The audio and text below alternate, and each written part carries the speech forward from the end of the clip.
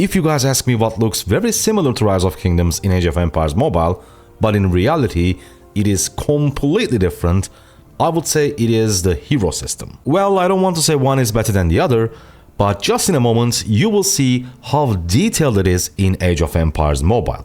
We are going to go over everything you see on your screen right now, so without further ado, let's go. On the left you'll see your commanders, and on top of them you can filter them depending on their quality, rank, style, rarity, whatever. But the more important part, of course, is the right hand side. First of all, this banner, this emblem actually means something. For Josephine it says warrior, and it's the same for Darius and Joan of Arc, so all three are warrior type of heroes. However, if we for example go to Ashoka, then you will see he is a tactician. And if we go further down to Khalid for example, now you'll see that his military specialty is martial. The reason why this is important is because in Age of Empires Mobile, instead of creating your pairings with 2 commanders or heroes in this case, you'll actually pair 3 of them. The second one unlocks at Town Center 12, and the third slot will be unlocked at Town Center level 17. So instead of 2 heroes or commanders, our pairings are going to consist 3 of them. And as you can see in the description of military specialty, with 2 heroes sharing the same specialty in a troop, they receive a 20% bonus for all attributes, which is insane. And if you do 3 of them, if all 3 heroes share the specialty, the bonus increases to 30%, which is massive, and that's why you always want to pair heroes with the same military specialty. This is the first step, we are just getting started. And here we can see which troop type they are best to lead. For Josephine, specialties, archers and swordsmen. When leading troops that fit the same hero unit type, they will get bonuses for all attributes, again even more attributes, and based on the number of matched unit type specialty, the bonus will be 5, 10 or 15%. The reason we have 3 different tiers for the bonuses is because we are using, remember, 3 commanders or heroes in the same troop. So if you use 3 heroes in the same march who are good at leading the same unit type, the bonus is going to be 15%. Again, this is very, very important. Then we have the stars. Stars are so important to rank because if we click on a star, duplicate heroes obtained will be converted into medals. Medals can be used to advance a hero's rank, add attribute points, and upgrade skills. So this means if we upgrade our hero to 1 star, we are going to get a skill boost. 2 attributes, 3 again skill boosts, 4 attributes, and the 5th one, the last one, again is going to give us a skill boost. And as we already read, the way we upgrade stars is using the medals. For example, I only have 1 Josephine medal, but if I had 20, I could have upgraded the star, which boosts her 2nd skill.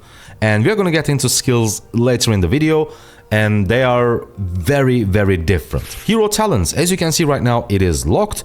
The reason is it unlocks at level 20, and that's why I specifically left Josephine at level 19. And now we're going to apply some experience tomes to get her to level 20, and the way we apply them is very simple, very straightforward.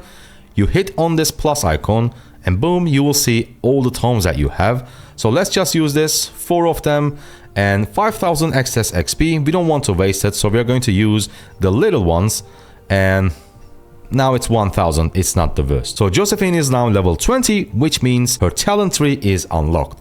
Let's take a look at the talent tree, and it is a it's pretty massive, and each player can pretty much follow a completely different path depending on their own needs and their strategies. However, the only thing that I want to say is this one, Field Battle XP, increases your troop XP gained 5% when attacking tribes. Tribes are basically barbarians, I should say, if you played Rise of Kingdoms before, but they're basically the PvE troops that you will find on the map that you're going to kill daily. And the key here is, again, in Rise of Kingdoms, the talents only apply from the primary commander.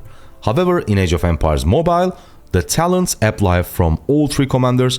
So if you unlocked Field Battle XP for every single commander in your march, it will increase your troop XP gain by 15% instead of 5%, which is going to speed up leveling your heroes massively, like drastically. So this is the only thing that I specifically wanted to mention, Field Battle XP in the talent tree. Now on the bottom there are 4 different skills. Let's click on this and we can see clearly. This one, the first one, is your active skill. It's going to get activated when your hero while fighting reaches a certain rage. However, there are again 2 different ways to use that. It is up to a player. You can either use it the way you used to, you know, when the rage bar is full, it activates automatically. But Age of Empires Mobile also gives us the ability to choose when to actually use it.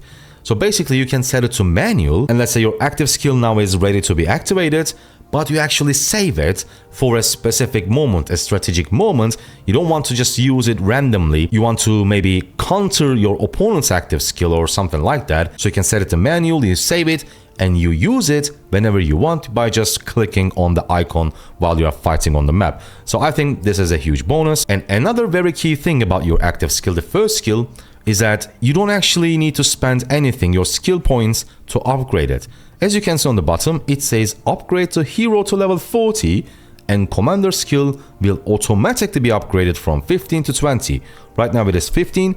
If we upgraded our Josephine to level 40 instead of 20, right now we are level 20, this skill is going to get upgraded automatically. So upgrading your level is super important in Age of Empires Mobile, because not only it upgrades your active skill, the first skill, it also increases your troop capacity, how many units that you can have in your troop, and also of course it gives you talent points. So try to upgrade your heroes that you plan to use in future. The second skill is that you can upgrade with skill points, and that's what we're going to do in a moment. But the most important thing to know in here is that your first two skills are specific to your hero.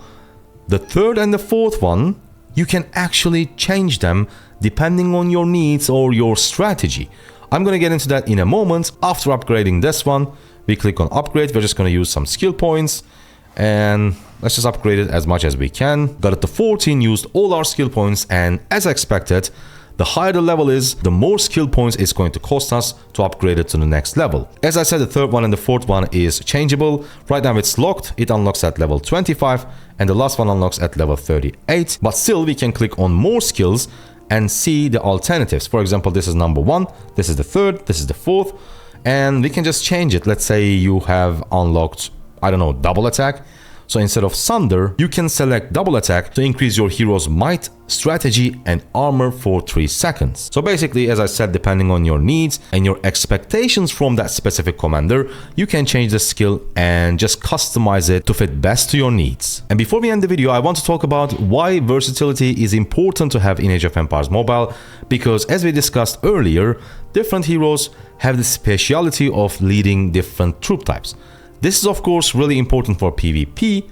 However, again, this is something unique to this game. It is also important for PvE, because tribes or barbarians, whatever you want to call it, do also have their own unit types. For example, if we take a look at this one, it is swordsman. So if I say attack and if I choose Josephine, remember Josephine was specialized on leading 2 different unit types, which are swordsman and archers. However, instead of using swordsman, if we select archers, we are going to counter the unit type of this tribe, which is going to make this a lot easier. And also, speaking of countering unit types, it is pretty straightforward. If we click on units counter, it is, I think, very accurate historically, because cavalry destroys the archer backline, but archer destroys the swordsmen, who are heavily armored, but they need to get into the melee range, and they are unfortunately slow. Swordsman, of course, counters pikemen, because pikemen are specialized of countering cavalry, as we always see in those war movies. When cavalry units charges, pikemen is always in the front to be able to counter them. So that's basically how that units counter type works in Age of Empires Mobile. Hope you guys liked it, hope you guys enjoyed it. Make sure to subscribe if you want to see more Age of Empires Mobile videos. I'll see you on the next one. Thank you for watching. Goodbye.